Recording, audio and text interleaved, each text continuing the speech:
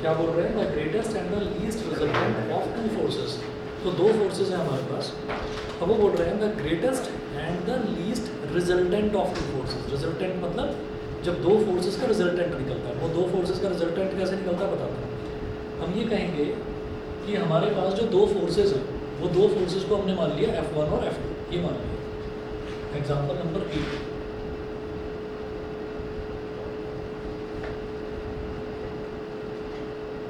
let the two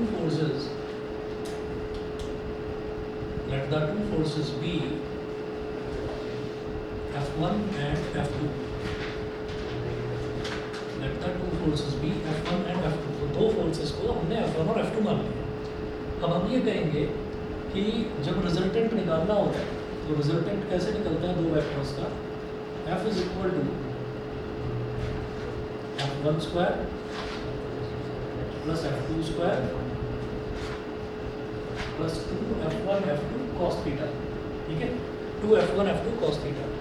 तो आप ये देखिएगा कि जब भी मैं कोई दो फोर्सेस का रिजल्टेंट निकालूंगा तो F1 का तो स्क्वायर होगा ही होगा, F2 का स्क्वायर होगा ही होगा, है ना। F1 F2 मल्टीप्लाई होंगे, उनमें 2 मल्टीप्लाई होगा। तो इसमें जो वेरी करने वाली जो चीज़ है, जो चीज़ वेरी करेगी वो कौन सी चीज़ है, वो है ये cos थीटा। ये cos थीटा वेरी करेगा। अब ये जो cos थीटा है, इस cos थीटा पर डिपेंड करेगा कि हमारी फोर्स मैक्सिमम कितनी हो सकती है और मिनिमम कितनी हो सकती है। तो आप ये देखिएगा कि जब मैं cos थीटा की बात करूँगा तो cos थीटा की मिनिमम वैल्यू होती है -1 और मैक्सिमम वैल्यू होती है +1।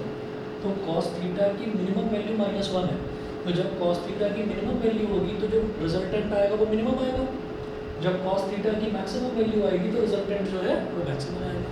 ठीक है, तो इन्होंने क्या बोला, ये फॉर्मूला है, अभी के लिए बस ये फॉर्मूला यहाँ पर। ठीक है, कि अगर कोई दो फोर्सेस दे रखी है तो उनका रिजल्टेंट मतलब उन दोनों का एडिशन। ठीक है, अब एडिशन में ये भी कह सकते हैं कि एडिशन तो F1 प्लस F2 होता है। ठीक है, लेकिन वेक्टर्स का एडिशन ऐसे करते हैं, मैं बता दूंगा डिटेल में। अब देखिएगा, let the two forces be F1 and F2। तो दो फोर्सेस जो हैं वो cos थीटा की वैल्यू -1 होती है 180।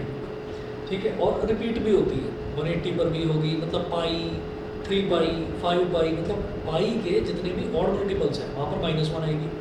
पाई के जितने भी इवन मल्टीपल्स हैं 0 पाई, 2 पाई, 4 पाई, 6 पाई, उन सब पर 1 आएगी। तो 1 -1 इस तरह से फ्लक्चुएट करेंगे। डिटेल में करेंगे, ट्रिग्नोमेट्री में बता दूँगा। देखिए, let the two forces be F1 and F2। तो दो फोर्सेस को हमने F1 और F2 मान लिया। वो बोल रहे हैं the greatest and the least resultant of the two forces acting at a point are 29 newton and 5 newton. तो F मैक्स मतलब मैक्सिमम जो रिजल्टेंट है वो कितना आ रहा है, 29 न्यूटन। 29 न्यूटन। तो यहाँ पर लिखेंगे कि maximum force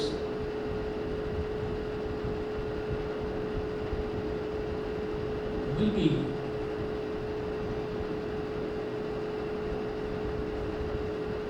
in the case of cos theta is equal to +1। जब cos थीटा की वैल्यू +1 होगी, यानी कि जब cos थीटा की वैल्यू मैक्सिमम होगी तो हमारा जो रिजल्टेंट फोर्स है वो भी मैक्सिमम आएगा। तो हम यहाँ पर लिखेंगे, हाँ जी बोलिए। सर आप ये क्वेश्चन फिर से करवा दीजिए। हाँ मैं फिर से करवा दूँगा। ठीक है, तो देखिएगा F1 square plus F2 square plus 2F1 F2 और cos थीटा की जगह अब मैं लिखूंगा +1 अंडर रूट। और ये किसके बराबर दे रखा है, 29 के बराबर दे रखा है। अब देखिए F1 square plus F2 square plus 2F1 F2, A square plus B square plus 2AB क्या हो जाएगा, F1 प्लस F2 का होल स्क्वायर और उसका square root is equal to 29। जब किसी स्क्वायर का स्क्वायर रूट निकाला जाता है तो वो दोनों एक दूसरे को कैंसिल आउट कर देते हैं। तो F1 plus F2 is equal to 29, equation number 1। ये क्लियर? ठीक है, उसके बाद देखिए वो बोल रहे हैं द लीस्ट रिजल्टेंट कितना होगा, 5 न्यूटन। तो यहाँ पर लिखेंगे, जैसे F मैक्स लिख दिया उसको F मिन लिख देंगे, मिन फॉर मिनिमम, वो दे रखा है 5 न्यूटन। तो minimum force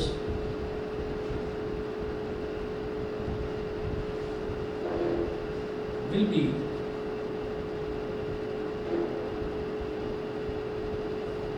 corresponding to minimum force will be corresponding to cos theta is equal to -1. Minimum force कब मिलेगी? जब cos थीटा -1 के बराबर होगा। तो इसको क्या करेंगे? Under root f1 square plus f2 square plus 2f1 f2 into -1 is equal to 5।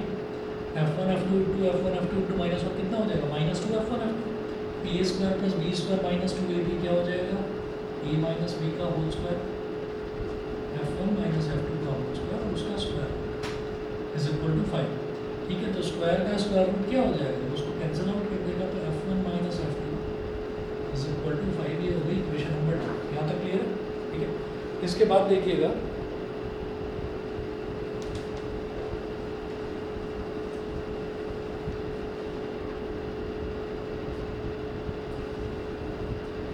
हम कहेंगे add equation 1 and 2।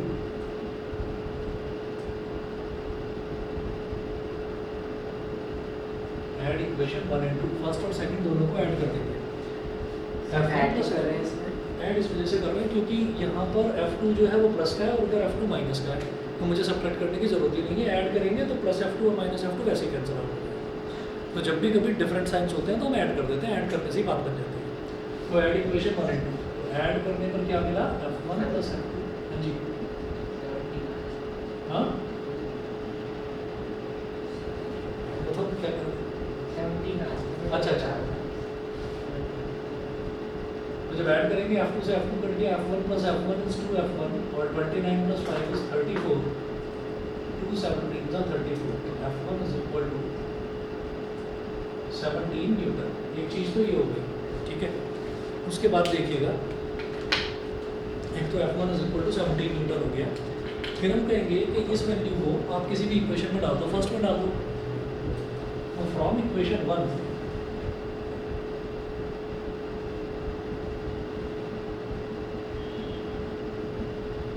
f1 plus f2 is equal to 29, तो f1 है 17 plus f2 is equal to 29।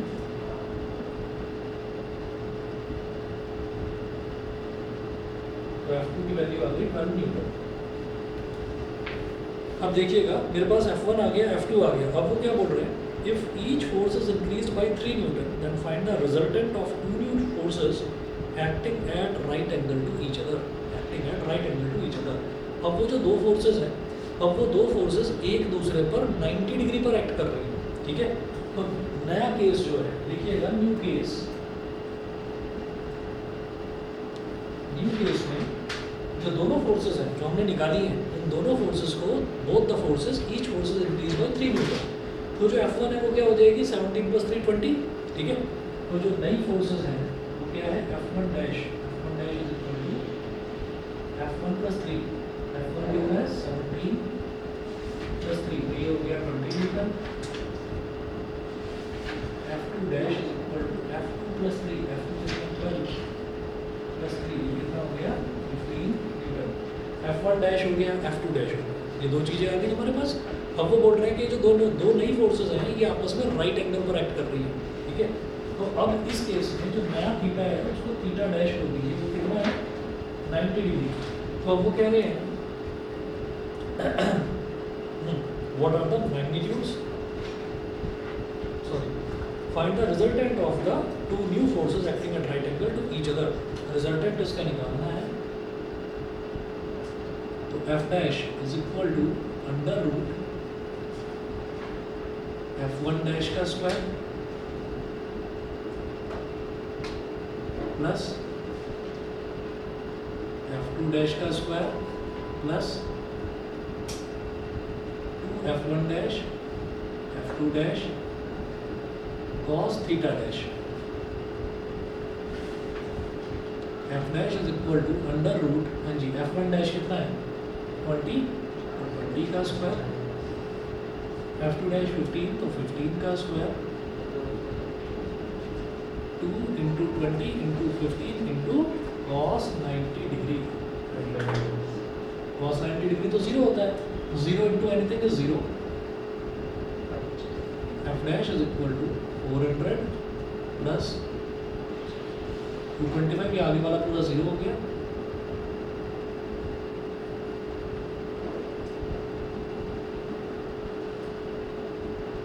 F dash is equal to 25 newton. तो जो नया force आ गया वो 25 Newton आ गया, जो रिजल्टेंट आ गया वो 25 न्यूटन आ गया। क्लियर है यहाँ तक? ठीक है। उसके बाद वो बोल रहे थे रिजल्टेंट निकालना है, तो रिजल्टेंट में वही एंगल भी निकालना होता है। तो एंगल का फॉर्मूला क्या था? tan beta is equal to B sine theta. B sine theta यानी कि यहाँ पर ए क्या है? f1 डैश, बी क्या है? f2 dash. तो बी साइन थीटा यानी कि f2 dash sine theta dash upon A plus B cos theta. तो ए क्या है? f1 dash f2 dash cos theta dash. ये हो गया। तो tan beta is equal to f2 dash, sorry f2 dash कितना है? 15 इंटू साइन 90, हाँ 0.75। f1 डैश कितना है? 20 plus 15 cos 90, 15 into 1 upon 20 plus cos 90 तो 0 हो गया, 0। 15 upon 20, 5 3 are 5 4 are 3 upon 4 is 0.75। तो tan theta is equal to 0.75। जब भी कभी डायरेक्शन निकालनी होती है तो डायरेक्शन ऐसे ही निकालते हैं। जब भी कभी दो वेक्टर्स का रिजल्टेंट निकालना होता है तो ये फॉर्मूला, और रिजल्टेंट के साथ साथ डायरेक्शन निकालनी होती है तो ये फॉर्मूला। ठीक है ना? इसमें क्या होता है कि दो वेक्टर हैं तो पहला वेक्टर ए माना, दूसरा वेक्टर बी माना। B sine theta upon A plus B cos theta, ये सीधा सीधा फॉर्मूला है। ठीक है? ये कहाँ से आया? दोनों का डेरिवेशन करा दूंगा अलग से क्लास में, बताऊँगा। चलिए जी, और बताइए, और किसी क्वेश्चन में डाउट? क्या पूछ रहे थे तुम? माइनस वाला। ठीक है। अब जरा देखिएगा कि जैसे हमारे पास एक क्वेश्चन में क्वेश्चन क्या था? एग्जाम्पल नंबर 5 था ना, 120 डिग्री जिसमें आ रहा है। दिखाओ जरा। हाँ हाँ दिखा दो ना, कोई बात नहीं, मैं गंदे से ही समझ लूँ। हाँ जी, cos थीटा की वैल्यू -1/2 आ रही है। ठीक है, ये समझेंगे। अभी ये बता दो, कर रहे हैं, करो। cos थीटा की वैल्यू थी -1/2। सर इसका तो कुछ ऐसा आता है, सिस्टर होगा। हाँ? सर क्योंकि इसका सिस्टर है ना, इसका 120। 120 होगा। हाँ 120। हाँ अच्छा, ठीक है। तो सर 90 के बाद फिर वो आगे बढ़ते रहता है, नेगेटिव साइन में आता है 81 80 तक। हाँ, वो जो भी तरीका तुम्हें ठीक लगे वैसे कर लो। मैं अपने वाले तरीके से बता देता हूँ। हमने जो मैथ्स में करा था ना कि 90 × n+3 थीटा वाला, तो हम ये चाहते हैं कि जैसे ये cos थीटा है, अब cos थीटा की वैल्यू जो है नेगेटिव में आ रही है। ठीक है, तो हमें ये मालूम है कि अगर ये नेगेटिव ना आ रहा होता तो बहुत बढ़िया होता हमारे लिए। तो मैं सीधा सीधा बोल देता कि cos के टेबल में -1/2 कहाँ आएगा? 60 डिग्री पर। ठीक है, तो हम इसमें क्या लिखेंगे? cos theta is equal to -cos 60 degree, -cos 60 degree, ये कर दिया। अब आप ये देखिएगा कि ये जो है -cos 60 डिग्री, ये माइनस जो है ये परेशान कर रहा है ना? तो मैं इसमें क्या करूँ कि ये नेगेटिव हट जाए। तो हम ये करेंगे कि cos जो है, हम इसमें क्या करेंगे, इसे तो cos थीटा ही रहने देंगे, इसे भी माइनस यहाँ लगा रहने दो। ठीक है, और ये हो जाएगा cos, मैं इसको ना 90 के इवन मल्टीपल्स देखूंगा। 90 के इवन मल्टीपल्स, 90 के इवन मल्टीपल्स में जो cos है वो cos का cos ही रहता है।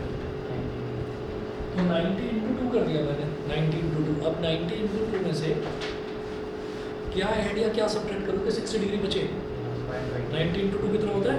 180। 180 में से 120 सब्ट्रैक्ट करना पड़ेगा। तो इसको क्या लिखेंगे? प्लस -120 डिग्री, प्लस -120 डिग्री, ये कर लिया। ठीक है, अब क्या होगा? 90 × 2 में जब कुछ ऐड होता है तो हम आ जाते हैं थर्ड क्वाड्रेंट में। थर्ड क्वाड्रेंट में सिर्फ tan पॉजिटिव, बिना तो ये cos है, ये नेगेटिव है। पहले तो माइनस यहाँ लगा हुआ ही है, पहले से लगा हुआ है माइनस। ठीक है, 90 × 2 में जब कुछ ऐड करा तो थर्ड क्वाड्रेंट में आते हैं। थर्ड क्वाड्रेंट में सिर्फ tan पॉजिटिव, तो cos को नेगेटिव बोलो। 90 में तो सेकंड क्वाड्रेंट है, ये बता दो नोट कर लिया? अब सुनना जरा ध्यान से। तो तुमने छुट्टी वुट्टी मत करा करो भाई। वो एक दिन वो गई थी मैं ऑर्डर अब एक चीज़ बता दूँ, सभी को बता देता हूँ। बड़ा कहा जाता है ना 10th क्लास के बाद में बस आराम है, बहुत आराम है, आराम कुछ नहीं है। अगर कुछ करना चाहते हो तो भाई घर में कोई फंक्शन, घर वालों को कहीं जाना हो, कोई भी मजबूरी हो, कुछ भी हो, उनसे कहो जाओ, बंद करके चले जाओ मुझे बाहर से, मुझे घर में रहना, पढ़ाई करनी है और पढ़ाई ही करनी है, फिर कुछ और नहीं करना। नहीं तो साइंस साइड में ना यार ऐसे मजाक में नहीं होता साइंस, सही बता रहा हूँ मैं, क्योंकि अभी 11th करोगे ना उसके बाद एक प्रेशर पड़ेगा दिमाग के ऊपर कि 12th के बाद क्या करना है। तो कुछ बच्चे जिनके दिमाग में बड़ी बड़ी यूनिवर्सिटीज़ होंगी वो CUET की तैयारी साथ साथ शुरू कर देंगे, और कुछ बच्चे जो हैं वो IIT की तैयारी कर देंगे साथ साथ शुरू। ठीक है, तो उसकी जो तैयारी है वो तैयारी सीरियसनेस के साथ खुद ही करी जाती है। बहुत सारे बच्चे ऐसे होते हैं कि 10th क्लास के बाद में, जैसे मेरी कोचिंग है ना, रेगुलर कोचिंग है, तो मैं 11th का और 12th का करा रहा हूँ। बहुत सारे बच्चे क्या करते हैं कि डमी स्कूल्स में एडमिशन ले लेते हैं और वो सीधा IIT की तैयारी करते हैं। तो उन बच्चों का तो अलग है, वो बड़ा जुआ खेल रहे हैं, क्योंकि अगर ऐसे बहुत सारे बच्चे, ऐसा एग्जाम्पल देखा गया है कि उनका ये हो जाता है कि या तो मतलब 12th में परफॉर्म करो या फिर उधर परफॉर्म करो कि IIT का आप एग्ज़ाम ही क्रैक कर दो। तो अगर आपके 12th में 75% से ऊपर भी आप बना कर ले जाते हो और IIT भी साथ में क्रैक कर दो तो तब तो आप चैम्पियन हो, फिर तो कोई प्रॉब्लम नहीं है। लेकिन कई केसेस में ऐसा होता है कि ना उधर के रहे ना इधर के रहे। ठीक है, तो अब क्योंकि 11th कर रहे हो, ठीक है, कोई ऐसा IIT वगैरह की तैयारी तो कर नहीं रहे हो, तो भाई यहाँ पर ही झंडे गाड़ दो, फिर इसी को ढंग से करो। तो ये मैं सब बच्चों के लिए बता रहा हूँ कि बहुत सारे बच्चे जो हैं वो आपके साथ वाले, जब आप क्लास में जाएंगे, स्कूल में जाएंगे, वो ये भी कहते हैं भाई 11th तो रेस्ट ही है, मेरे को रेस्ट करना है। ठीक है, 12th में दिखाऊंगा मैं अपना जलवा। अरे भाई कोई जलवा वलवा नहीं दिखाओगे, वहाँ पर भी 11th के जो कर्म है वो आपका साथ भी छोड़ेंगे। तो इस चीज़ को याद रखना कि मेहनत करनी है तो करनी ही है। साइंस साइड बड़ी फैंसी लगती है, क्या साइंस है मेरे पास, थोड़ा दिखाने के लिए, कॉमर्स ह्यूमैनिटी में चल ह्यूमैनिटीज। तो इस चीज़ का थोड़ा ध्यान रखना कि साइंस साइड ली है तो भाई एक कॉस्ट भी पे करनी पड़ेगी। कॉस्ट क्या है कि आपको टाइम इन्वेस्ट करना पड़ेगा इसको। बिना टाइम इन्वेस्ट करे सिर्फ और सिर्फ एक ही चीज़ हाथ लगेगी, वो है डिप्रेशन। सिर्फ डिप्रेस हो गया और कुछ नहीं।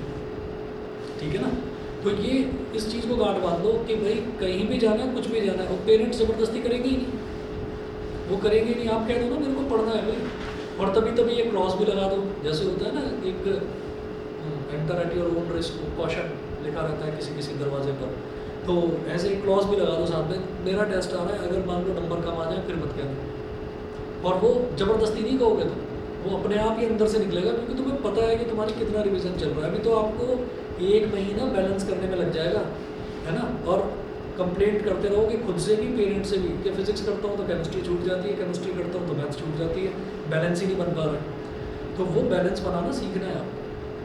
होता है ना कि मीठा उतना खाना है कि उसकी चाहत बनी रहे, तो आपको करना ऐसा है। होता है ना कि मीठा खा लिया खूब सारा, कुछ खाने का मन ही नहीं कर रहा, मतलब मैथ्स में मज़ा आ रहा है तो लगे पड़े हैं, मैथ्स में लगा दिए 2-2 3-3 घंटे।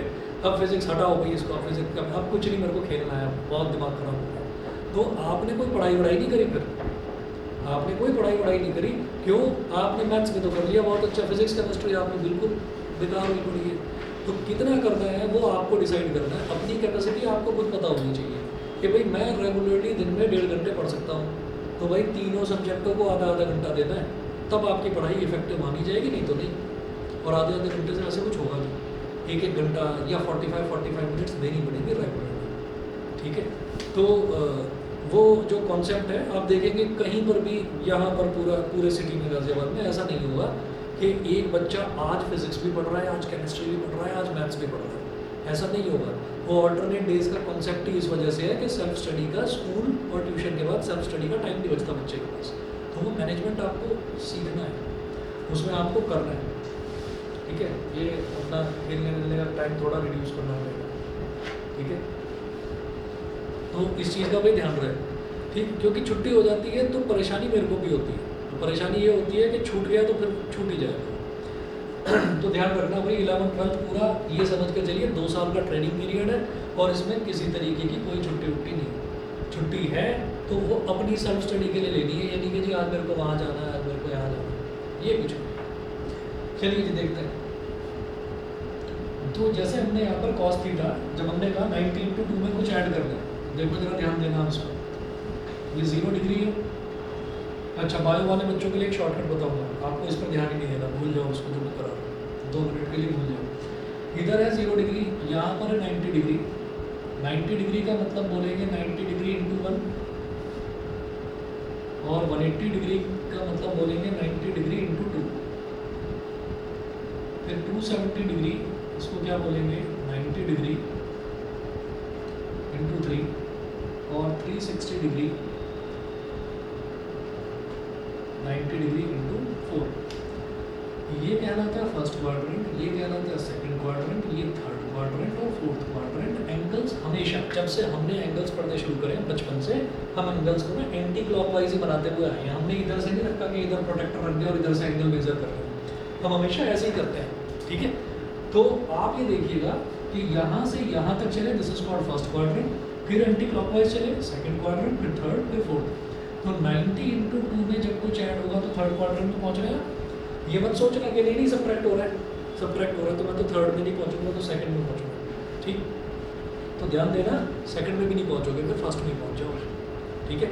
180 में से 120 सब्ट्रैक्ट करोगे तो 60 डिग्री फर्स्ट में पहुँच जाओगे, तो उस पर ध्यान नहीं देना। 90 इंटू एन प्लस थीटा देखना है, अब वो थीटा पॉजिटिव हो नेगेटिव हो 0 हो मतलब नहीं है उससे, प्लस हो रहा है थर्ड क्वाड्रेंट। थर्ड क्वाड्रेंट में all students take chemistry, third quadrant में सिर्फ 10 पॉजिटिव, तो मेरा कॉस तो नेगेटिव। अच्छा, समझ गए ना मामलों को, ठीक है। तो ASTC, तो थर्ड क्वाड्रेंट में 10 पॉजिटिव, तो यहाँ पर हमारा कॉस तो नेगेटिव हो जाएगा, एक नेगेटिव पहले से था, नेगेटिव नेगेटिव पॉजिटिव। ये क्या है, इवन नंबर मतलब कॉस का कॉस ही रहा, और -120 यानी कि थीटा, ये एज इट इज आ गया। कॉस नेगेटिव को खा जाता है, अपने अंदर ही कंज्यूम कर जाता है, तो ये माइनस माइनस प्लस हो गया, तो cos theta is equal to क्या हो गया, कॉस 120 डिग्री, तो theta is equal to 120 degree आ गया, ठीक है। एक्सरसाइज 3.2 कर लेना NCERT की, ठीक है, ट्रिग्नोमेट्री वाली 3.2 में यही क्वेश्चन दे रखे हैं ऐसे, ठीक है। अब बायो वाले बच्चे सुनो कि भाई जब भी कभी आपके पास cos थीटा नेगेटिव में आ जाए तो आप क्या करोगे, cos 60 डिग्री करोगे, ठीक है, और जो भी एंगल है उस एंगल को 180 में से सब्ट्रैक्ट कर दो, बस सिर्फ इतना ध्यान रखना है। उनको इस वजह से बता रहा हूँ क्योंकि उनको एडवांस ट्रिग्नोमेट्री करनी है, आपको नहीं करनी, तो आपको बस ये ध्यान रखना है कि cos के आगे 60 डिग्री लिखा हो, 45 डिग्री लिखा हो, या कोई भी एंगल लिखा हो, अगर माइनस है तो माइनस हटाने का बस एक ही तरीका है कि 180 में से उसको सब्ट्रैक्ट कर दो, ठीक है। चलिए जी, इसके बाद हाँ ट्राई करा था, NCERT का क्वेश्चन है ये।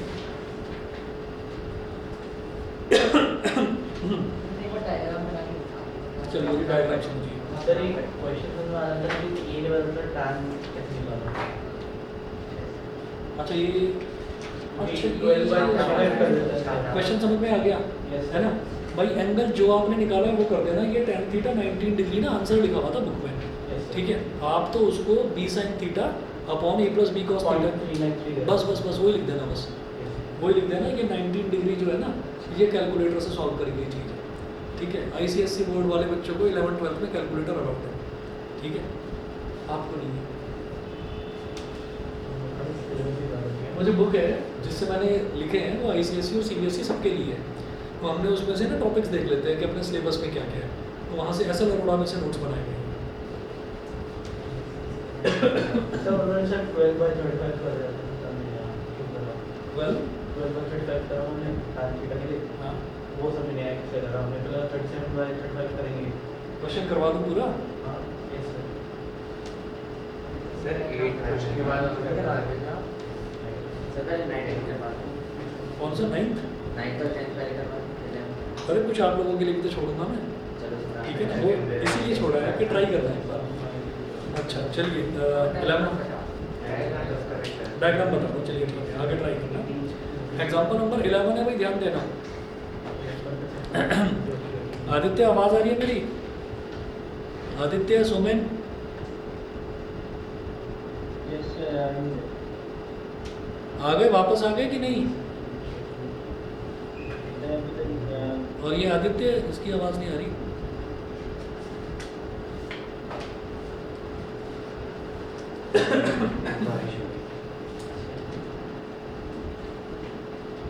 एग्जाम्पल नंबर 11 देखिएगा। On a certain day rain was falling vertically with a speed of 35 metre per second. लगता है आज सुबह की बात हो रही है, ठीक है, लग ही नहीं रहा था कि गर्मी है। On a certain day rain was falling vertically with a speed of 35 metre per second. तो किसी दिन रेन जो है वो बिल्कुल सीधी सीधी गिर रही थी वर्टिकली। मतलब कई बार होता है ना, हवा चलती है वो एंगल पर गिरती है, टेढ़ी बूंदें गिरती हैं, तो सीधी सीधी गिर रही थी। अब क्या हुआ, a wind started blowing after some time with a speed of 12 metre per second in east to west direction. अब सुनिएगा, ये ईस्ट होता है, ये वेस्ट होता है, ठीक। तो अभी तक जो रेन थी, हमने मान लिया कि रेन ऐसे गिर रही थी 35 मीटर पर सेकंड वर्टिकली, इस तरीके से गिर रही थी। अब क्या हुआ, a wind started blowing after some time with a speed of 12 metre per second in east to west direction. अब क्या हुआ कि विंड में 35 का लगभग, 35 को 36 मान लो ना, तो लगभग उसका 1/3 ही होगा ना टर्म। हम क्या करते हैं कि ये जो लेंथ होती है ना, ये जो लेंथ होती है, जो हम एरो दिखाते हैं, तो ये लेंथ इसके मैग्नीट्यूड को रिप्रेजेंट करती है 35 metre per second. Vertically downwards तो आसमान से बिल्कुल ज़मीन की तरफ सीधी सीधी बूंदें गिर रही थी, सीधा सीधी बारिश हो रही थी। फिर क्या हुआ, ईस्ट से वेस्ट की तरफ हवा चलने लगी। तो जो वो हवा चली, वो चली 12 मीटर पर सेकंड की स्पीड से, ठीक है, 12 मीटर पर सेकंड की स्पीड से। अब क्या है कि हम जो है, हम दौड़ रहे हैं बड़ी तेज़ी से हॉरिजॉन्टली, तभी क्या होता है, अचानक से एक फोर्स लगती है जो हमको नीचे से ऊपर उठाना शुरू करती है, ठीक है। तो आप ये देखिए कि हम आगे भी जा रहे हैं और हमको कोई फोर्स नीचे से ऊपर की तरफ भी उठा रही है। तो इसका मतलब क्या है कि हम, ऐसा तो है नहीं कि अब हमने आगे वाली फोर्स हमारी गायब हो गई, भाई आगे वाली फोर्स भी हमारी लगी रही है। तो हम जो है वो ऐसे ना जाकर, और सिर्फ ऐसे ना जाकर, हम बीच का रास्ता अपना लेंगे। समझ गए? जैसे हम, जैसे एरोप्लेन में होता है कि एरोप्लेन पहले सीधे सीधे सीधे सीधे ऐसे रनवे पर रन कर रहा है, फिर उसके बाद जो गैसेस हैं वो गैसेस एक्सर्ट करती हैं प्रेशर नीचे की तरफ, फिर थर्ड लॉ ऑफ मोशन से क्या होता है कि फोर्स ऊपर की तरफ लगती है, इक्वल एंड अपोजिट फोर्स। तो फिर क्या होता है कि वो ऊपर उड़ना शुरू करता है ना, और आगे की तरफ वो जा ही रहा था अपने इंजन की स्पीड की वजह से, तो वो आगे की तरफ जा ही रहा था। तो अब एरोप्लेन ऐसे भी नहीं जाता परफेक्टली, और परफेक्टली वर्टिकली भी नहीं जाता, बीच का रास्ता अपना लेता है। वही वेक्टर्स में होता है कि बूंदें पड़ रही थी ऐसे, लेकिन उसमें जो है 12 मीटर पर सेकंड ईस्ट की तरफ बन गया है। तो इसका रिजल्टेंट ना बेटा ऐसा बनेगा कि यहाँ से आपने एक पैरेलल लाइन ड्रॉ करी 35 के, और 35 से एक पैरेलल लाइन ड्रॉ करी 12 मीटर पर सेकंड के, तो ये आपका रिजल्टेंट बन गया।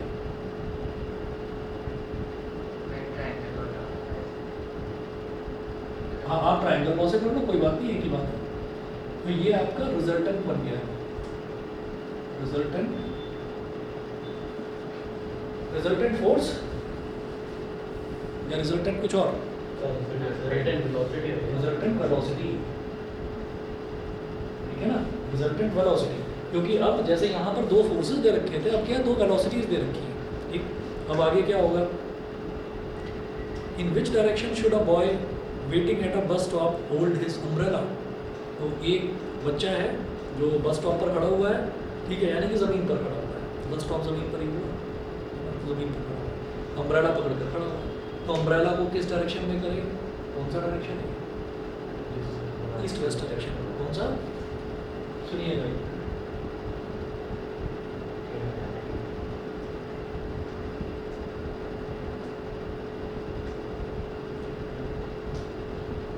ये वाला जो एंगल है, आपको ये वाला एंगल निकालना है, थीटा। किसी भी वेक्टर को पैरेलली कितना भी शिफ्ट कर सकते हैं, तो ये 12 हो गया, 12 मीटर पर सेकंड। वेक्टर को पैरेलली ऐसे शिफ्ट कर दिया। अच्छा, और ये क्या हो गया, ये 90 डिग्री हो गया, तो tan थीटा क्या हो जाएगा, perpendicular upon base, tan theta is equal to 12/35। इतने एंगल पर वो लड़का जो है वो इतने एंगल पर, मतलब जब उसको दिखाई दे रहा है कि बारिश जो है वो ऐसे टेढ़ी पड़ रही है, तो बारिश अगर इस तरीके से आ रही है तो हम अपना अम्ब्रेला भी उसी डायरेक्शन में कर लेंगे, ठीक है, ताकि बारिश उस पर पड़ती रहे, हम भीगने से बच जाए। समझ गए भाई? बारिश अगर आगे से ऐसे आ रही है तो हम अम्ब्रेला थोड़ा आगे की तरफ झुका लेते हैं, पीछे से आगे को आ रही है तो अम्ब्रेला को थोड़ा पीछे कर लेते हैं, वर्टिकल है तो अम्ब्रेला को सीधा पकड़ लेते हैं, ठीक है। तो जो एंगल बनेगा उसी एंगल के अलाउंग हमको अम्ब्रेला को अलाइन कर लेना है, अच्छा समझ गए। तो ये जो 19 डिग्री है, ये 19 डिग्री कैलकुलेटर से कैलकुलेट करा गया है। आप tan थीटा सीधे 12/35 निकालो, छोड़ दो बस, क्लियर है? बोलो भाई। तो ऐसे करने से स्लोप का एंगल निकालिएगा, बस स्लोप ही निकालना है आपको। tan थीटा का मतलब ही स्लोप होता है, tan थीटा का मतलब स्लोप ही होता जैसे है। मैंने नीचे हाँ? नहीं किया। Height and distance is very small. हाँ नेक्स्ट मैंने नीचे इक्वल नहीं लिखा था, मैंने बोला कि अगर बीच से आ रही है तो स्लोप हो गया दोनों का। अच्छा, नहीं बारिश इस तरह से पड़ रही है ना ऊपर से नीचे की तरफ, तो बच्चा यहीं पर खड़ा हुआ है, ज़मीन पर खड़ा हुआ है, तो ज़मीन पर खड़ा हुआ है तो उसको अपना अम्ब्रेला ऐसे झुकाना पड़ेगा, ठीक है ना। तो आप ये कहेंगे कि विद एन एंगल ऑफ, देखिए इसमें जब एंगल की बात करेंगे ना तो थीटा इज इक्वल टू ऐसा हो जाएगा tan इनवर्स 12/35। तो यहाँ पर एक परफेक्ट आंसर अगर इसका देखें तो वो ये हो सकता है, the boy should hold his umbrella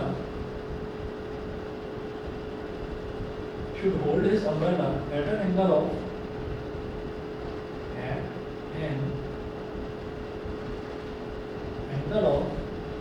tan inverse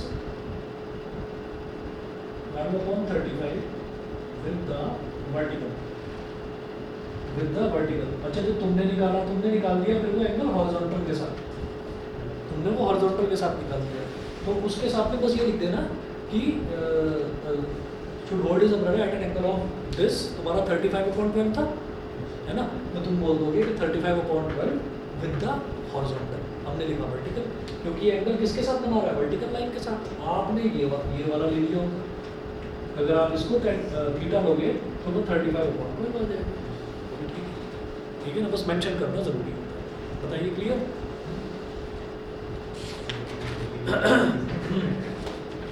अब देखिएगा जी, अगला जो टॉपिक है resolution of a vector, page number 12 पे रिजोल्यूशन ऑफ अ वेक्टर है और यूनिकनेस ऑफ रिजोल्यूशन है। रिजोल्यूशन ऑफ अ वेक्टर इस पर क्रॉस लगा देना और यूनिकनेस ऑफ रिजोल्यूशन इस पर भी क्रॉस लगा देना, ठीक है। ये ना हाँ ये कट चुका है, लेकिन ऑर्थोगोनल ट्रायड करवाएंगे, वो है एनसीईआरटी नहीं। ऑर्थोगोनल ट्रायड देखिएगा, ऐसा होता है। ऑर्थोगोनल का मतलब क्या होता है, आपने अब तक एक चीज़ देखी थी कि एक चीज़ होती है परपेंडिकुलर, यानी कि एक स्ट्रेट लाइन ड्रॉ कर दी जाए 90 डिग्री पर, अगर वो स्ट्रेट लाइन ड्रॉ कर दी जाए, दैट इज कॉल्ड परपेंडिकुलर। उसको आपने रिफ्लेक्शन और रिफ्रैक्शन वाले चैप्टर में ही देखा था कि उसको ना नॉर्मल भी बोल देते हैं। तो जब हम ये कहते हैं कि कोई रे किसी भी सरफेस पर परपेंडिकुलरली स्ट्राइक कर रही है, नॉर्मली स्ट्राइक कर रही है, ठीक, तो एक ही बात होती है, नॉर्मली के मतलब परपेंडिकुलरली। अभी एक टर्म और है नॉर्मल के लिए, ऑर्थोगोनल। ऑर्थोगोनल का मतलब ये है कि अगर किन्हीं भी दो लाइंस या तीन लाइंस सबके बीच में अगर आपस में 90 डिग्री का एंगल बन रहा है तो हम उनको बोलेंगे कि वो ऑर्थोगोनल है एक दूसरे, ठीक है। परपेंडिकुलर को ही ऑर्थोगोनल भी बोल देते हैं, ठीक है। अब जरा देखिएगा, ये ऑर्थोगोनल ट्रायड क्या होता है। ट्रायड का मतलब होता है तिकड़ी। जैसे दो चीज़ें होती हैं तो दो चीज़ों को क्या बोल देते हैं, पेयर या जोड़ी। ऐसे ही जो तिकड़ी होती है ट्रायड बोलते हैं उसको। अब कौन सा ट्रायड पढ़ना है हमको, देखिए आपने 10th क्लास में जो करके आए थे, आपने करी थी एक चीज़ वहाँ पर, कोऑर्डिनेट ज्योमेट्री में एक क्वेश्चन देखा था एनसीईआरटी में। उसमें 2-3 बच्चे होते हैं वो दौड़ लगा रहे होते हैं और उनकी पोजीशन मार्क कर रखी होती है। ग्राफ पेपर, एक ग्राफ बना रखा था क्वेश्चन में, आई थिंक पहला या दूसरा क्वेश्चन था, हाँ, और उनकी पोजीशन दे रखी थी कि ये है कहाँ पर, ये तीनों जो बच्चे हैं ये कहाँ पर लोकेटेड है। तो आप क्या देखते थे, एक्स एक्सेस और वाई एक्सेस ये देखते थे। अभी आपको यहाँ पर जेड एक्सेस और देखना पड़ेगा, ठीक है। तो कोऑर्डिनेट ज्योमेट्री में आपने x, y ऐसे कोऑर्डिनेट्स लिखते थे। अब आप देखेंगे x, y, z। तो तीसरी चीज़ और आ जाएगी। तो 2 डायमेंशन के बाद अब हम आते हैं 3 डायमेंशन पर। तो ऑर्थोगोनल ट्रायड, इससे पहले के दोनों टॉपिक कट गए। नहीं बस इतना ही, बस ये दोनों हटा दो, इसकी जरूरत नहीं है। ऑर्थोगोनल ट्रायड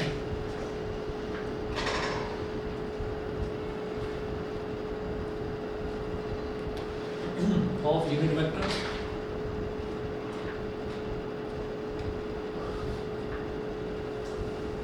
और बेस वेक्टर्स।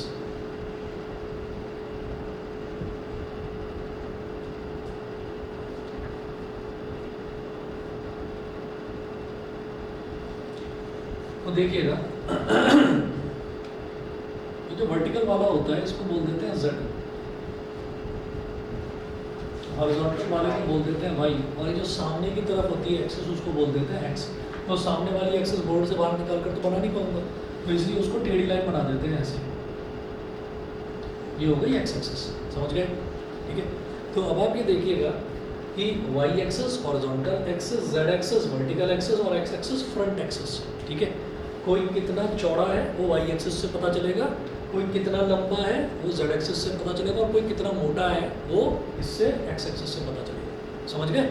तो लंबाई, चौड़ाई और ऊंचाई तीन चीज हो गई, लेंथ, ब्रेथ और हाइट तीन चीज हो गई। अब देखिएगा अब आपकी मर्जी है, आपको अगर नहीं मैं तो x एक्सिस इधर बनाऊंगा, मैं उसी में कंफर्टेबल हूँ, y इधर बनाऊंगा और z सामने बनाऊंगा, ऐसे। ठीक है, तो जहाँ आपको एक्सेस बनानी है वहाँ बना लीजिए, कोई दिक्कत नहीं है, लेकिन ऑर्थोगोनल होनी चाहिए। मतलब y और z के बीच में 90 डिग्री, x और z इनके बीच में 90 डिग्री, और x और y इनके बीच में भी एंगल 90 डिग्री। तो सबके बीच में एंगल जो है वो 90 डिग्री ही आएगा, तो इसलिए हम इनको बोलते हैं कि ऑर्थोगोनल। सर जेड एक्स कैसे बता दो, ये जो x है ये x ऐसे है सामने, ठीक है, x कैसे है, x ऐसे है सामने की तरफ और z ऊपर की तरफ है, तो इसमें और इसमें 90 डिग्री बन गया। ठीक है, और ये y है और ये z है, तो इसमें 90 डिग्री बन गया, और ये x और y है, तो x कहाँ है आगे और y कहाँ है इधर। तो आप ये देखिएगा कि x है फ्रंट की तरफ और y है इधर, तो इसमें और इसमें 90 डिग्री बन गया। ठीक है, तो हर तरह से आप देखेंगे तो एंगल हमारा 90 डिग्री ही बनेगा। एक अगर आपके पास क्यूबॉइडल बॉक्स हो तो क्यूबॉइडल बॉक्स में आप आसानी से समझ सकते हैं। ठीक है, हर जगह एंगल 90 डिग्री ही बनेगा, एक्स एक्सिस, वाई एक्सिस और जेड एक्सिस के बीच में, X Y, Y Z, Z X 90 degree. अच्छा, अब एक्स एक्सिस के अलॉन्ग अगर मैं कोई वेक्टर ले लूँ जिसका मैग्नीट्यूड 1 हो, तो उसको यूनिट वेक्टर बोलते हैं। मैग्नीट्यूड 1 इसको बोल देते हैं unit vector along X axis, इसका मतलब है आई कैप, इसको बोलते हैं आई कैप। ठीक है, आई कैप ऐसे लिखेंगे आई, और उसके ऊपर ऐसे ये साइन लगा देंगे, इसको बोलते हैं आई कैप। आई कैप मतलब unit vector along X axis, फिर आता है जे कैप। जे कैप है unit vector along Y axis, फिर आता है के कैप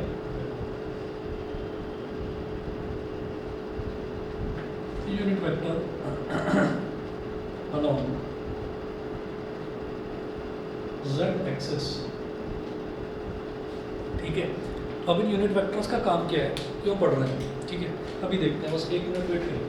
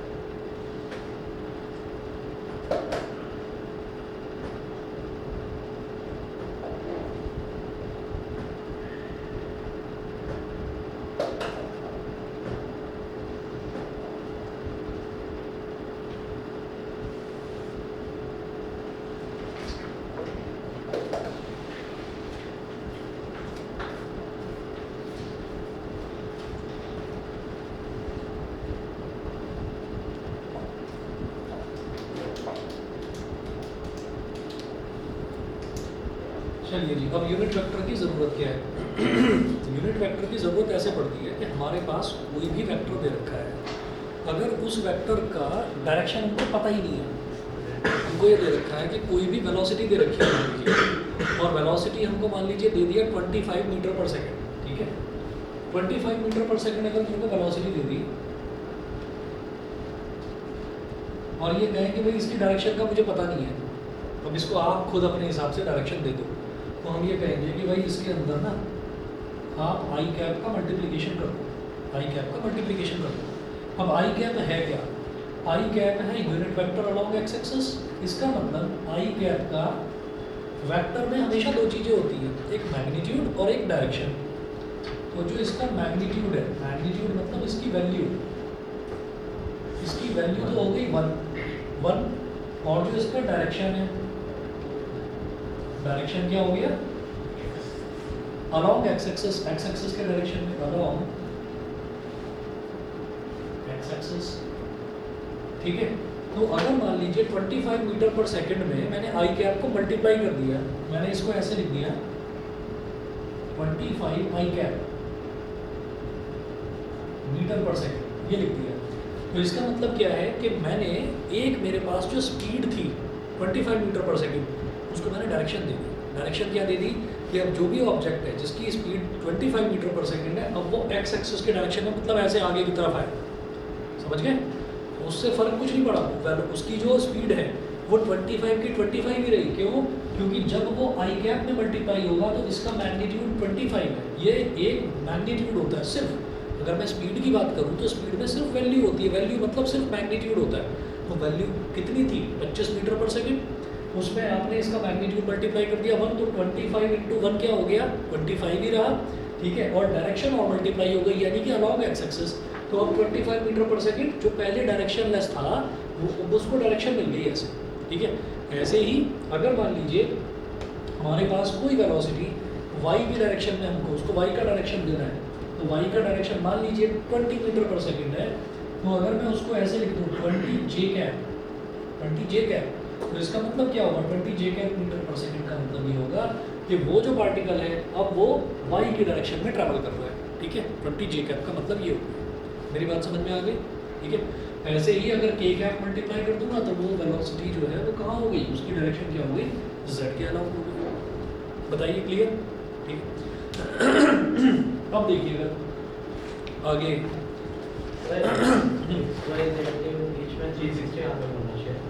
एक्स वाई और जेड के बीच में,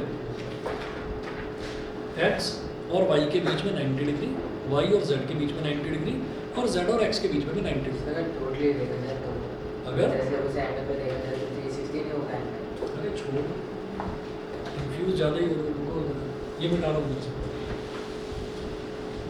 इसको कह रहे हो कि क्वाड्रेंट रूल को देखकर कह रहे हो क्या? नहीं सर, क्योंकि सर जो वो कर रहा है इलेक्ट्रोमैग्नेटिक वेव थ्योरी में 120 है बीच में। इलेक्ट्रोमैग्नेटिक वेव थ्योरी, सर वो भी तो sir X Y Z axis के जैसे ही अरे है। रुक जाओ, देखिए मैं एक ऐसी चीज़ देखता हूँ सबसे पहले, क्योंकि अब मैं ना 3 चीज़ों की बात कर रहा हूँ, एक्स वाई और जेड, इसका मतलब मैं 3 डायमेंशन की बात कर रहा हूँ। तो 3 डायमेंशन का मतलब 3 डायमेंशनल फिगर चाहिए मेरे को कोई भी, ठीक है? क्यूबॉइडल बॉक्स ले लेते हैं।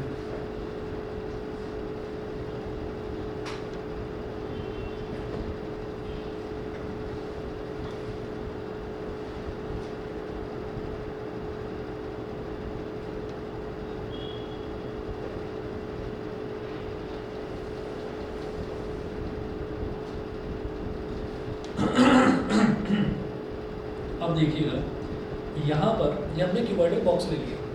अब क्यूबॉइडल बॉक्स अगर मैंने ले लिया तो कैसे समझाऊँ? कोई क्यूबॉइड ही दिखा दूँ?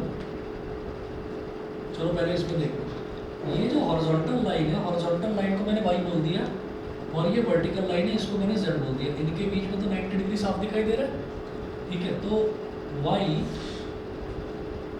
और जेड के बीच में 90 डिग्री है, ठीक है?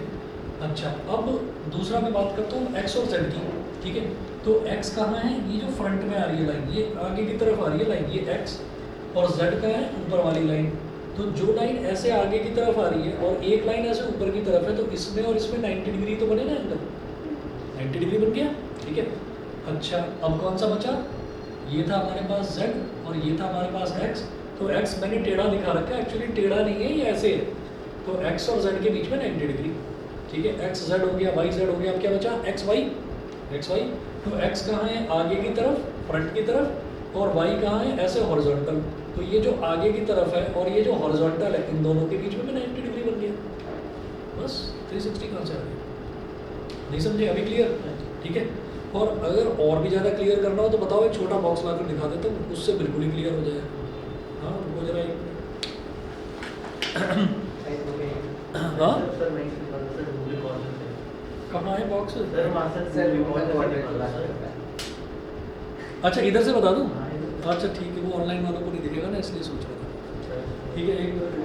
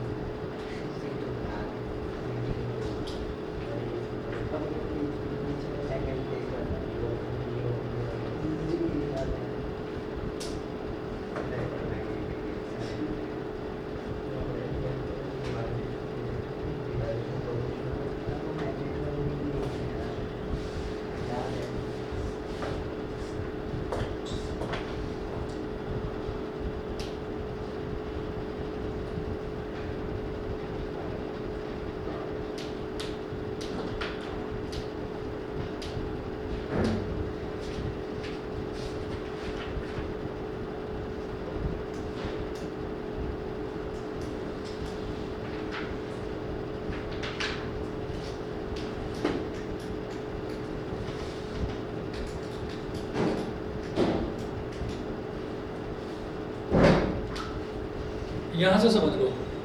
अब ये हमारे पास एक बॉक्स है,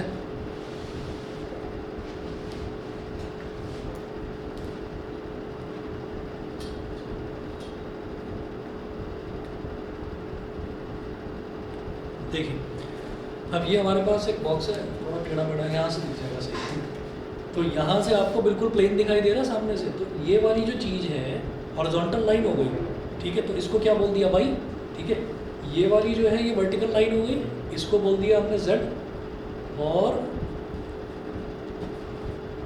ये जो अंदर की तरफ जा रही है, ये जो अंदर की तरफ जा रही है, ये क्या हो गई? ये x हो गई, ये x हो गई। तो अब मैं ये कहूँगा कि ये जो हॉरिजॉन्टल लाइन है y और ये जो वर्टिकल लाइन है z, y और z के बीच में तो दिख रहा है 90 डिग्री का एंगल बनता हुआ, ठीक है। अच्छा, अब क्या करिए? अब y और z हो गया, अब x और y की बात करते हैं। तो x कौन सा है? ये जो फ्रंट में आ रहा है, ऐसे आगे आ रहा है, ठीक है। और y कौन सा है? ये जो हॉरिजॉन्टल है।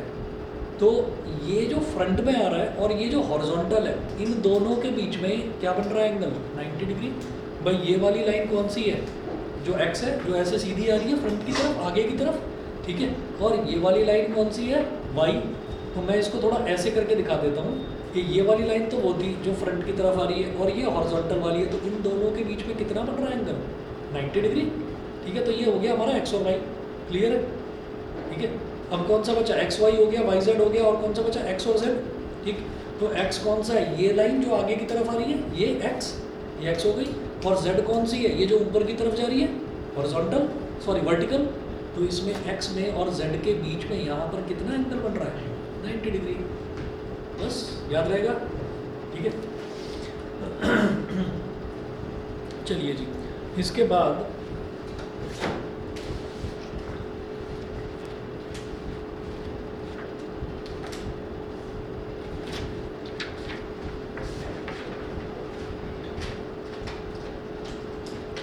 इसके बाद ये कहते हैं कि rectangular components of a vector. तो rectangular components of a vector, ये पेज नंबर 14 पर है।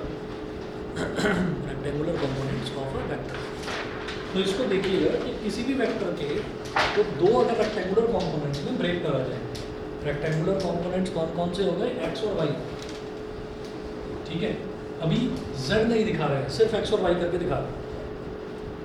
तो इसमें ऐसे कर लिया हमने, देखिए मैंने vector is resolved along two mutually perpendicular directions, the components so obtained are called rectangular components of the given vector, ठीक है। रिजॉल्व्ड का मतलब होता है जब किसी वेक्टर को रिजॉल्व कर दिया जाए, यानी कि ब्रेकअप कर दिया जाए, दो पार्ट्स में तोड़ दिया जाए, स्प्लिट कर दिया जाए।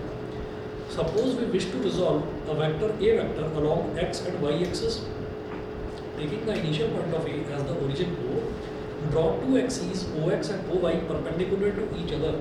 तो हमने क्या करा, हमने ये माना कि हमारे पास एक वेक्टर ऐसे दे रखा था A वेक्टर,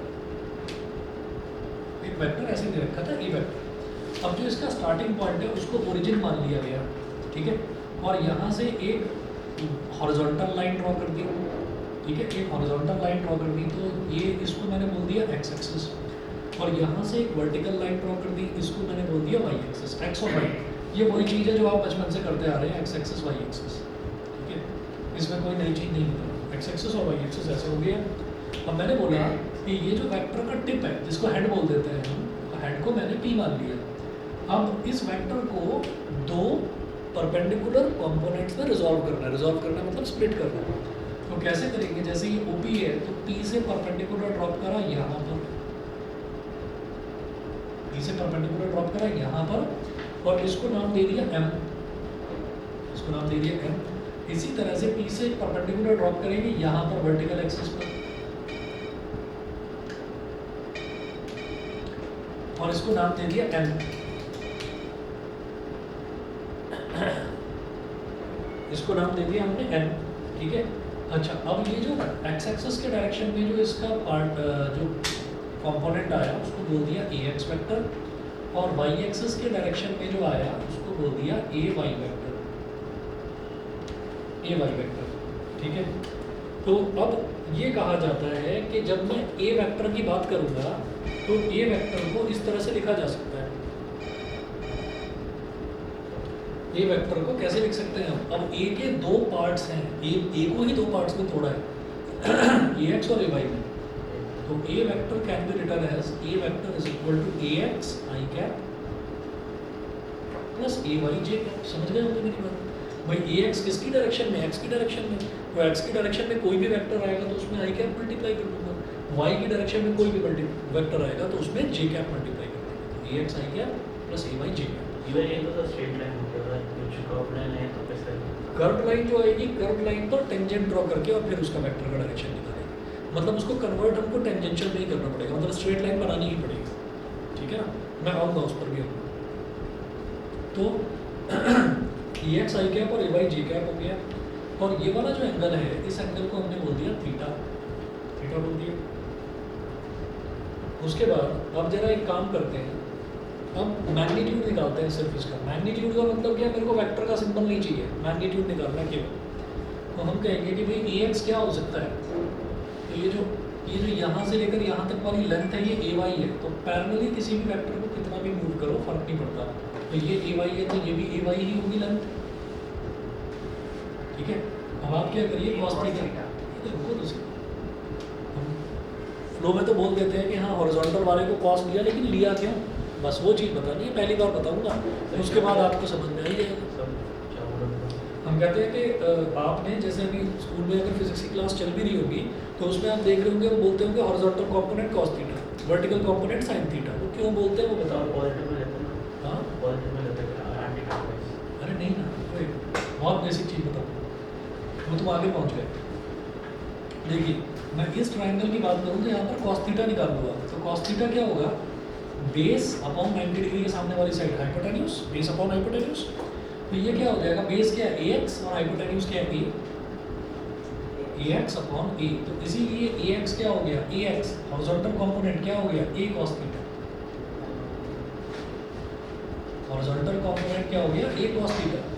बात करते हैं साइन थीटा की। तो साइन थीटा क्या होता है, परपेंडिकुलर अपॉन हाइपोटेन्यूज। तो परपेंडिकुलर क्या है ए वाई और 90 डिग्री के सामने वाली साइड हाइपोटेन्यूज, तो ये क्या है ए। तो sine theta is equal to perpendicular upon hypotenuse, यानी कि ए वाई अपॉन ए। तो भाई ए वाई क्या हो गया ए साइन थीटा। तो अब याद रखिएगा कि फ्लो में बोलते चले जाते हैं टीचर्स जो है वो फ्लो में बोलते चले जाते हैं vertical component sine theta, horizontal component cos theta. क्यों है वो समझिए, हॉरिजॉन्टल मतलब ए एक्स, वर्टिकल मतलब ए वाई। देखिए तो ए साइन थीटा ए कॉस थीटा ये हो गया। अब यहाँ पर हम ये कहेंगे कि जब आपने साइन थीटा कॉस थीटा लगा ही दिया है तो एक काम करो, पाइथागोरस थ्योरम भी लगा ही दो, ठीक है। तो पाइथागोरस थ्योरम क्या है? ये हाइपोटेन्यूज का स्क्वायर यानी कि A square is equal to क्या हो जाएगा, A X square plus A Y square, A X square plus A Y square, sorry under root नहीं लगाना चाहिए, स्क्वायर रूट नहीं लगाना चाहिए था। तो ए इज इक्वल टू, अब वैल्यू ले लीजिए यार, इसकी वैल्यू क्या हो जाएगी, ए कॉस थीटा का square plus A sine theta का स्क्वायर। ठीक है, अब देखिए आगे, A is equal to under root A square cos square theta plus A square sine square theta. ठीक है, अच्छा दोनों में ए स्क्वायर ले लूँ कॉमन, ए स्क्वायर ले लिया कॉमन, ब्रैकेट में क्या बचा, cos square theta cos square theta plus sign square theta, cos square theta plus sign square theta क्या होता है 1, तो ए इज इक्वल टू ए आ गया। ठीक है, ए इज इक्वल टू ए आ गया भाई, cos square theta plus sign square theta 1, और ए स्क्वायर का अंडर रूट ए है ना, तो ए इज इक्वल टू ए आ गया। इसका मतलब वेक्टर्स को इस तरह से रिजॉल्व किया जा सकता है, समझ गए। तो हम इस वजह से यहाँ पर ये कह देते हैं कि A is equal to under root A X square plus A Y square, बिल्कुल ठीक है। ठीक, तो ये तरीका होता है आपका किसी भी वेक्टर को आई कैप और जे कैप की टर्म्स में रिप्रेजेंट करने का। अब ऐसा ही के कैप वाला अगली क्लास में बताऊंगा, ठीक है ना। आज इतना ही कर लीजिए, आई कैप जे कैप के कैप क्लियर है ना सभी को, ठीक है। क्योंकि वेक्टर्स में मेन चीज़ यही है, यहीं से आपका वेक्टर्स स्टार्ट हुआ है ये समझ, ठीक है। चलिए, अच्छा